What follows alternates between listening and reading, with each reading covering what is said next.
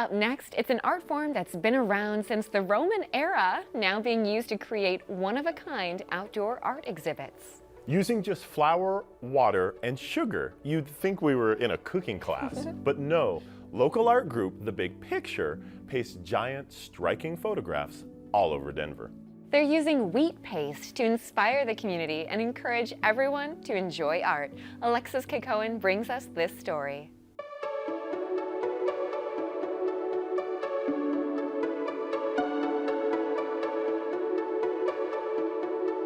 To me, there's an important story here that is stepping outside of the White Box Gallery Museum, and it's bringing art into the public domain to where people who wouldn't necessarily go to bourgeois art openings, here they're just free to come across it and look at it. And it's a whole different concept being out in an open space and architecturally than being enclosed in the white institution that has been a great joy.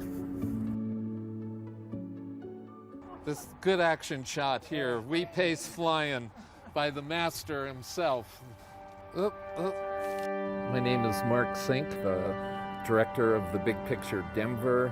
We're here today at the Temple Artist Haven that has asked us to do this wall with our Big Picture project. I'm marking so you know where your wheat paste goes. The Big Picture project is a international street art exchange of artists from over 50 cities around the world. We bring in work from those cities and we send our work to be wheat pasted in the streets of those cities.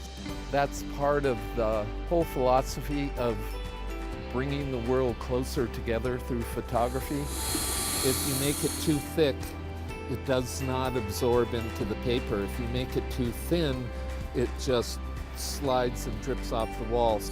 Wheat pasting is a form of glue that is flour, water, sugar. They've been using it since the Roman times. Well, it's like when I was a kid, way back in the year 1, and you slap it on the wall with rollers and brushes and stuff, and then paste the picture.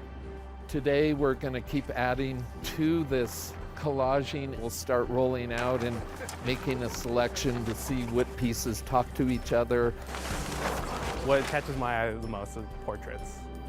Whenever I'm wheat pasting, I just love big portraits that are really close up. You try to hang something that's really eye-catching on the end, because people would come down there and then suddenly they see this picture and they do stop and come on in and look at the rest of them. Oh my goodness, these are great. The more an image tells you a story or talks to you, I find the more I'm interested in including it. There's a lot of different families in street art and wall art and graffiti. The wheat paste, street art, it's a very separate family. It's a very ephemeral. It doesn't destroy anything. You can take it off just with a pressure washer. It's always changing. Some of the beauty is when the older starts to crack and curl and there's age and colorization in it. I feel a big sense of accomplishment at the end of the day when we see just a finished wall, or even just coming back to an old wall and touching it up. It's like, oh, this looks great. It's what the whole wall art and street art phenomenon is. You get such great satisfaction when you're in a deteriorating alley and you spend a morning making it into a beautiful art gallery. I like flying that Colorado flag high that we have an incredible creative community here. My key word is community, community, community, and that's what we're doing. We're outreaching with the community.